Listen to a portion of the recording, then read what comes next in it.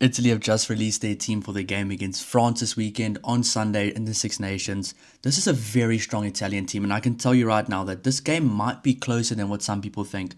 Before I get into it, guys, I will be doing a preview of the game, kind of combining the two teams, choosing my combined team, going over the starting lineups, and kind of going over what style of play I think both teams will play, and my predictions in another video coming out a bit later today. It'll probably be out maybe an hour after this one, so stay tuned for that one. But I mean, let's get right into it. Italy have gone for a very strong starting lineup with the addition of one very key player for them, but we'll get to that at the end.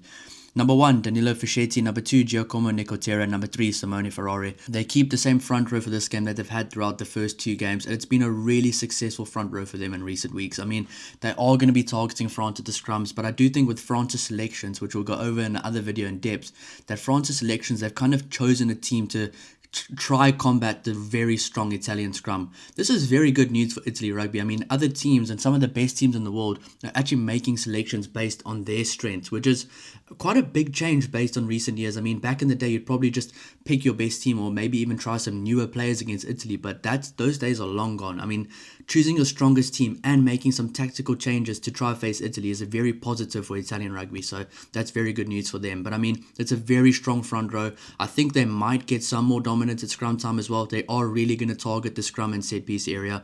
But looking at number 4 and number 5, they've gone for Niccolò Canone and Andrea Zambonin again, keeping the consistent selections. And I mean, this forward pack's been doing a really good job recently, so why would you change anything? I mean, the only reason you would change something is if there's an injury, but there's no injuries to the forward pack, so they're going to keep it exactly as it is.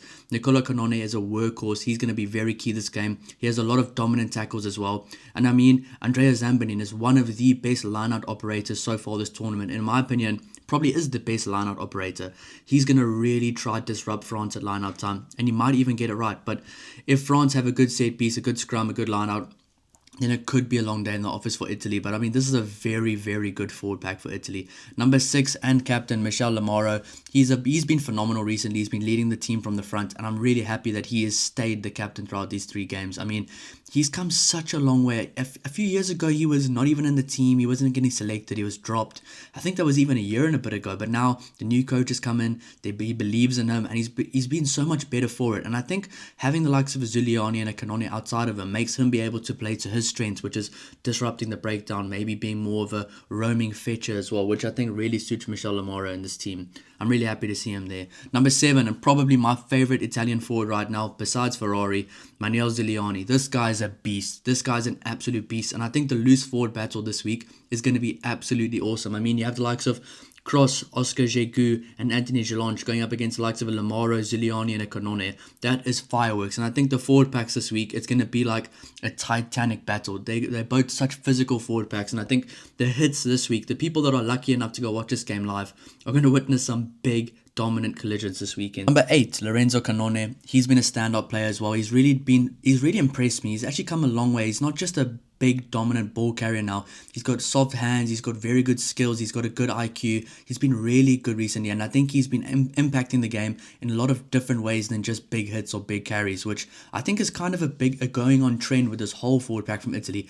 Every single player in this forward pack has at least improved one of their attributes and one of their skill sets over the last few years. I mean, if you think of the likes of Fischetti, he's become a really good ball carrier. Giacomo Nicotera is really good at getting around the park and getting stuck in. Simone Ferrari's been a big hitter recently. He's not just been a good scrummager. Niccolò Canone, he's a guy that does so much more extra work now. He does extra work to also get that second kind of fight in at the ruck time. He's always up quick, whereas a few years ago he might have been a bit more slower to get up, and he wouldn't really kind of impact the game as much as he does right now, where he wouldn't even care about disrupting the ruck. But I think this weekend, with all the skill set that these guys have, they're going to really try to disrupt the ruck, because they know Antoine Dupont and Mathieu Jalibert will be very dangerous, especially with quick ball. So I think this forward pack this week have a very big job on their hands. And I am quite confident in this forward pack from Italy. It's a very good forward pack. At number 9, Alessandro Fusco gets another start. Weird to me, because I thought Varney was available for selection, but obviously they just trust that Alessandro Fusco has been doing a good job, and I do believe he has been. I mean, I've been saying he's got a very good kicking game. He's quite a solid player, he's consistent, and maybe they just like that right now. And right now, if they change too much, things might just start falling apart a little bit, especially with guys that are just coming back from an injury. I do expect Varney to play one of these games coming up, but maybe his health isn't really as good as what the media might say. Number 10, Paolo Garbisi. this is a big one for him. I mean, we all remember what happened last time he played in France. There was a draw between Italy and France, and he missed the game-winning kick. But he's going to try to right his wrongs this game. I mean, he's a very good player. He's been really composed recently, and I think one thing I've been saying about him is recently he's been making more high percentage decisions, where in the past he'd be making like a silly chip kick or trying to do too much too early, where now he's really building into the game, allowing the guys outside of him to also play well. So I think he's become a lot better in the last few seasons. Number 11, Monty Ioane.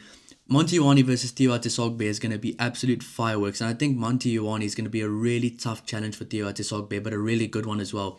I'm really excited for that number 11 versus number 14 battle, but I think where Theo Atesogbe maybe gets the upper hand is in the aerial battle, but when it comes to power and physicality, Monty Ioane's got him there. But this is going to be such an exciting matchup, and I really can't wait for it. Number 12 and number 13, Leonardo Marin and Tommaso Menoncello.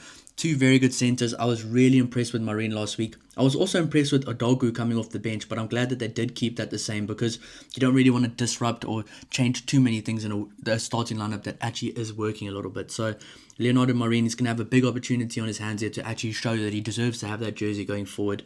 Obviously, when Brex comes back, he'll probably move into the 13 jersey with Menoncello moving to 12. But still, Marin is a very good player, and he can have very big impacts in his game. So I'm really excited to see how this center combination goes against the likes of Abreu Bori and Emilian Gaiton. So that's going to be very interesting to see. That's probably one of the key matchups this weekend.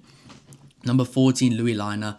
He's going to have a tough challenge against Louis Bielbarri, but he is a good player, and I do think he steps it up when he puts the Italian jersey on. He's one guy that I think Italian fans, if he plays for your team, you really do like him. Obviously, when he doesn't play for your team, you don't see as much of him, but if he does play for your team, and I've kind of been watching as if I was an Italian fan the last few weeks. He does a lot. He's got a high work rate, and he's one of those guys. He's not going to go out without a fight. So he's a really good guy to have in a game like this, and he's actually a bit of a leader. He always keeps the guy's spirits up as well. So he's a good guy to have in the team.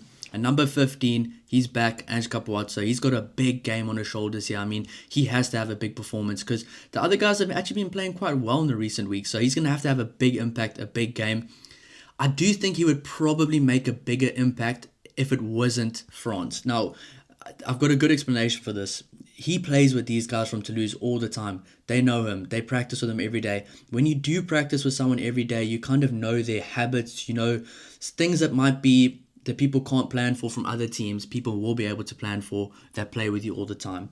So I do think he's gonna have a lot of work he's gonna have to get through. He's gonna get tested with a high ball. He's gonna have to try to do something to get some half breaks, some line breaks. He's gonna have to be an extra playmaker as well, and I think he will.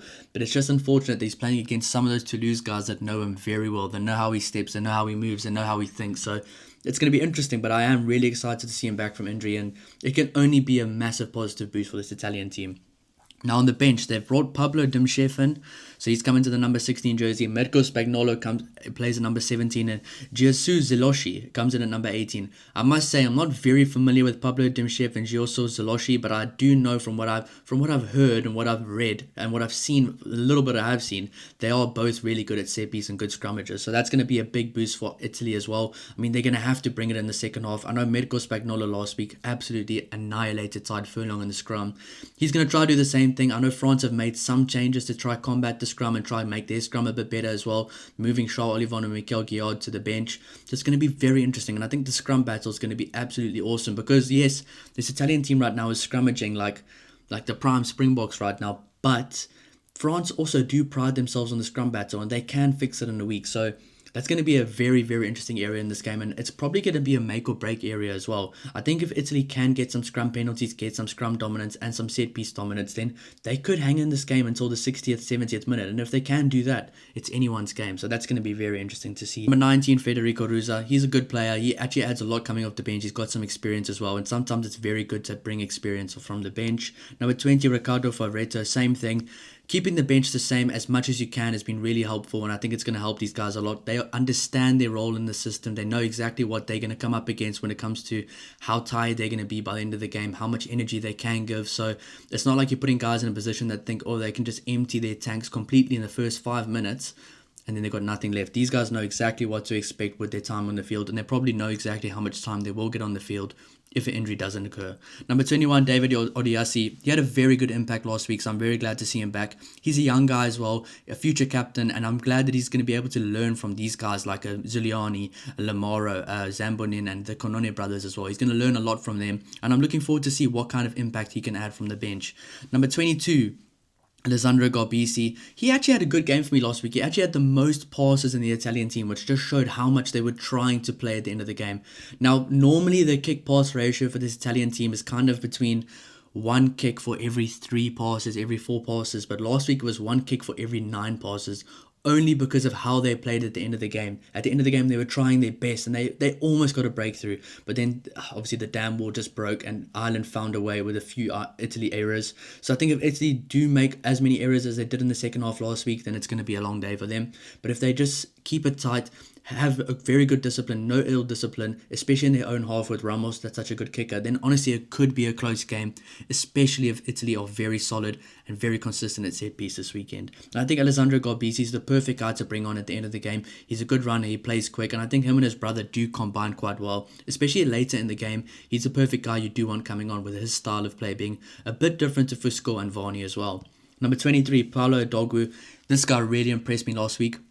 I actually thought he was going to start this week based on how well he finished, but I do understand keeping him at number 23 and keeping the likes of Medico Spagnolo, Ruza, Favretto, Odiasi, Garbisi, and Odogwu on the bench. They know their role, they're comfortable in their role, they know exactly how long they're going to play, they know exactly how they can impact the game, and as a unit, this bench from Italy is getting better, and they do need to get a bit better as well, because last week they kind of struggled a bit more in the second half than the first half, and I'd say the same against Scotland. Not as drastic, but this whole group together have to add a lot more when they come on, because last week as soon as the bench came on, there was an overthrow.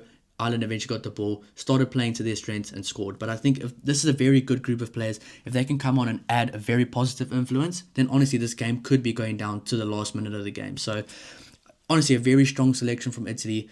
I'm impressed with the selections, and even if they do have injuries, they still have quite a lot of squad depth, where a few years ago, only 13 or 15 players in their starting lineup were good, and then after that, the depth just completely fell off. But this just shows right now, with Brex being out, with Varney being out, what kind of depth Italy has, and it's exciting. It's very good to see Italy in this type of mindset right now, where they're going to go and try take a win against a big team. So I'm really excited for this game.